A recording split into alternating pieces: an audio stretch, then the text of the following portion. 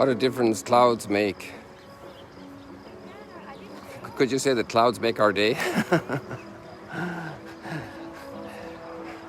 And that's the gift of faith that allows us to know that the sun is coming. And in every walk of life, in every branch of life, in every sector of life, maybe clouds could make our day. What are your clouds today? What clouds are making your day today? Just this light is crazy. You hear the music in the background. It's a very different group here today at the camp. I'm stopping here a little bit. I let you guess what they're doing. Unless you saw my Instagram story last evening, then you might know what's going on here. Something very special is happening today. It's like more or less like a 24-hour program. 500 teenagers are gathered here at the Sea of Galilee. And they've done this a number of years before. So if you've been here with me a long time, a number of years, you might have seen this activity already.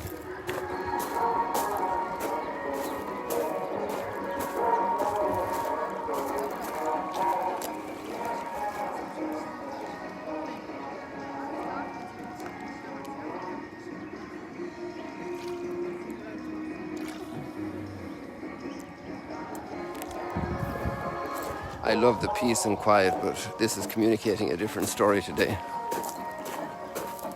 Hello, Boker Tov. They looked away. So the kids are just waking up, that's why the music is on. 500 16, 17-year-olds. And look what they were doing yesterday evening. They were building these barges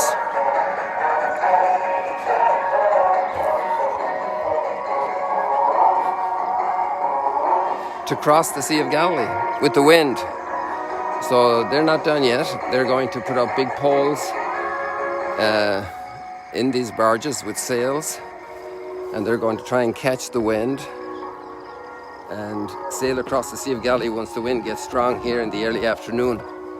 So maybe I'll do a few surprise posts this afternoon if time allows. Probably to be easier for me about 2 o'clock onwards, probably, okay? That's not an absolute commitment because things can change. But look at these rafts. There's 2, 4, 5. So there's 20 barrels in each one. And then these kind of crates on top of them.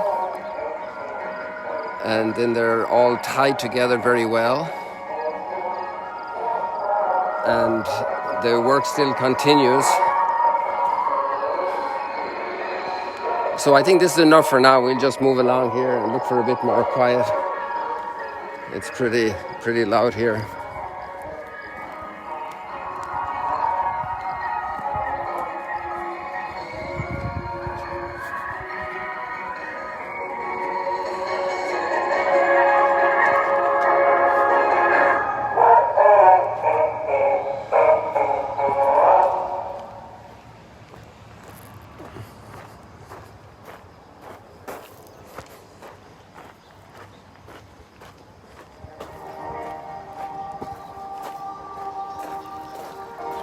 Boker Tov.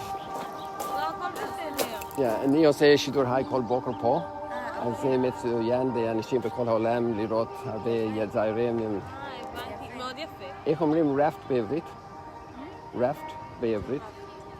Hasidash Timosim. Rhapsodia. Okay. Yeah. It's called Rhapsodia, but I'm not sure if the word for raft is Rhapsodia. Maybe it is. Sometimes it's hard to figure out everything in a little conversation like this. But this is... And you say Shidur Hayek Shav, if you want to, we say hello. Hello there.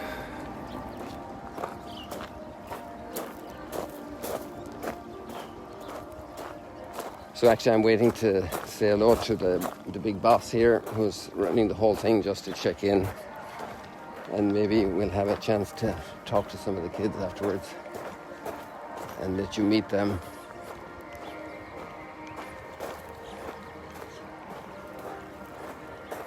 So today we're with the Book of Judges again. I've got quite challenging readings today actually.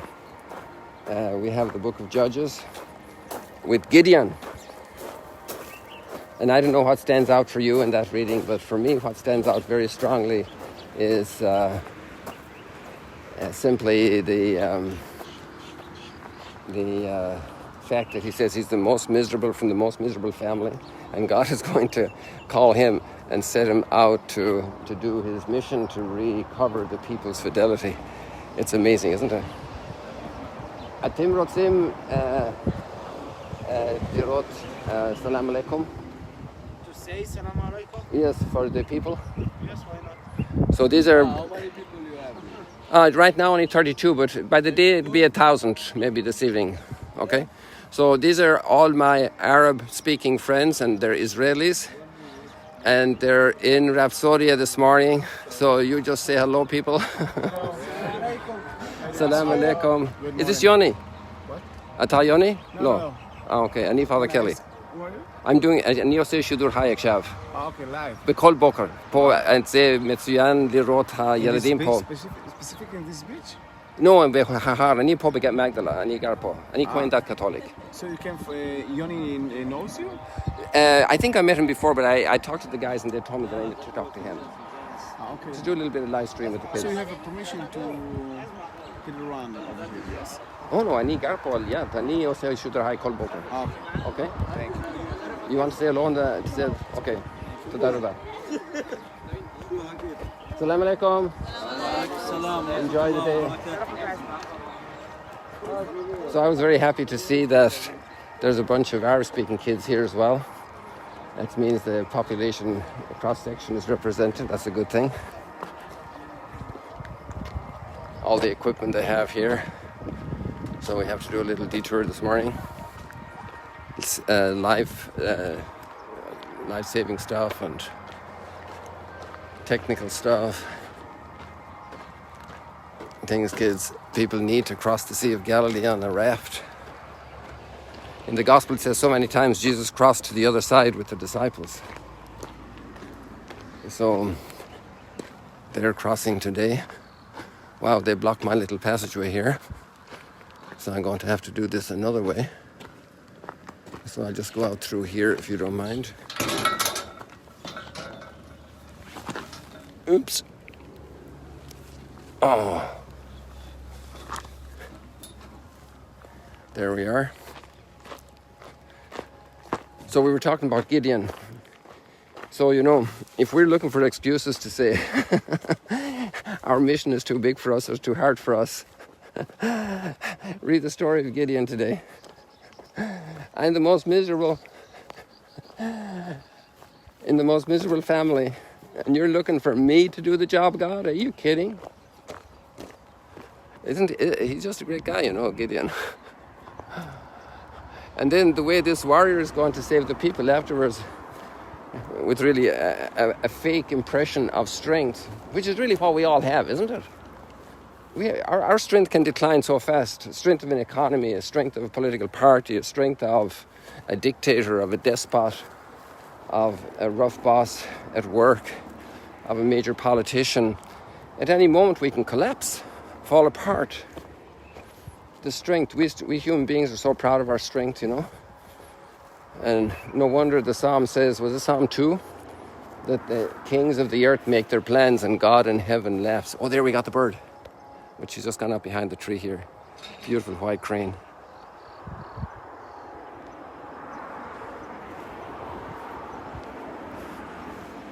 So hard to get the birds when they take off. It's like it happens in split seconds and I can't raise the camera there. It has to go a little bit smoothly. But that's life.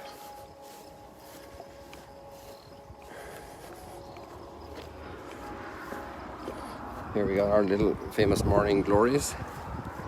I don't want to dip down too fast in case the Osmo jumps around on it. They're still closed. They still have to open up. Like the lives of all these teenagers, they have to open up. They're still buds that are going to blossom. And God willing, bear much fruit for humanity, for understanding, for overcoming fear. Hey, this guy is doing it. Oh, this guy's here with a drone. Look what he's doing. Don't expect me to do that tomorrow, people. That's not my perfect skill, okay? So it's not even a skill. And I'm not planning to do it right now, so sorry about that.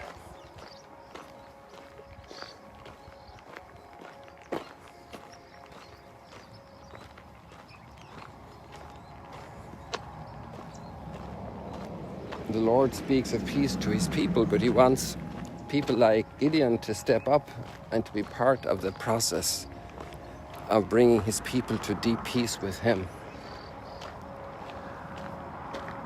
And that's the pattern throughout history. It's the pattern in your family. It's the pattern in a community, in a town, in a village, in the countryside, in a city, in a big metropolitan complex. In our very challenging world today, the Lord speaks of peace to his people. And the word here at the beginning is very interesting. I will hear what God proclaims. This is what Gideon is doing. He's listening. I will hear what God proclaims. Isn't that wonderful? We got lots of bushes here, so I think I'm going to stay here right now. I'm going to go back a little bit, just so you have more sunrise in your life, more sunshine in your life.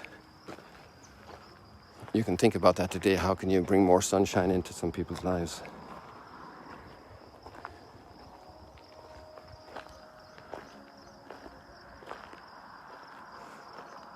And if there are clouds, it doesn't matter, because they can even bring more beauty in, like we saw at the beginning of this video. And today there's a very strong message in the gospel.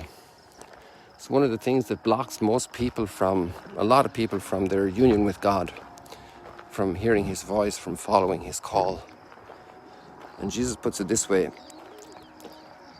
Amen, I say to you, it will be hard for one who is rich to enter the kingdom of heaven. So if you're blessed with a lot of material goods, and to measure that, you don't measure with the richest person in the world, you can measure with the poorest person in the world. Because the poorest person in the world is thinking, if I only had 1% of what that person has, I'd be very well off. So those are relative things. It will be hard for one who is rich. One who is rich is one whose heart is identified with their material possessions. They actually aren't really possessions, they're just entrusted for administration. So there's a difference if you have a possession. Let's say you're an executive in a company at any level, and you get a business card from the company, and you can use it to cover expenses. It's not your possession. It's given to you in trust, in administration, to use it properly.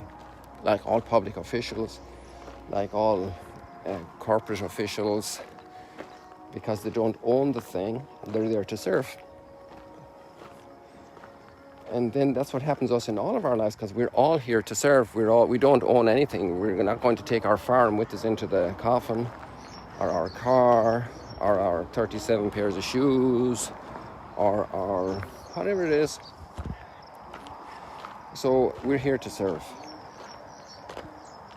And those things, our heart cannot be there, like that's our only identity, is our stuff. Because your stuff is not you. And that's what Jesus is trying to help us to see.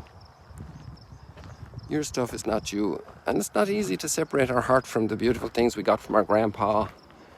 You know, an heirloom, from some memory of some like little chair or something from our grandma. You know, these things mean so much, and there's a good side to all these things, obviously, because they're God's creatures and they have a relationship in our lives that signify things in our lives, so they're good. But where's our heart? Where's our heart? Where's our heart, people? We can keep talking here, but I think we have a lot of things for our reflection already, so maybe that's good for today. And just to show you our location here, Mount Arbel, we'll do a little selfie moment. Come on, there we are, you see? There are the southern cliffs down there, at that end of the screen. And then there you have it. See you later, alligators.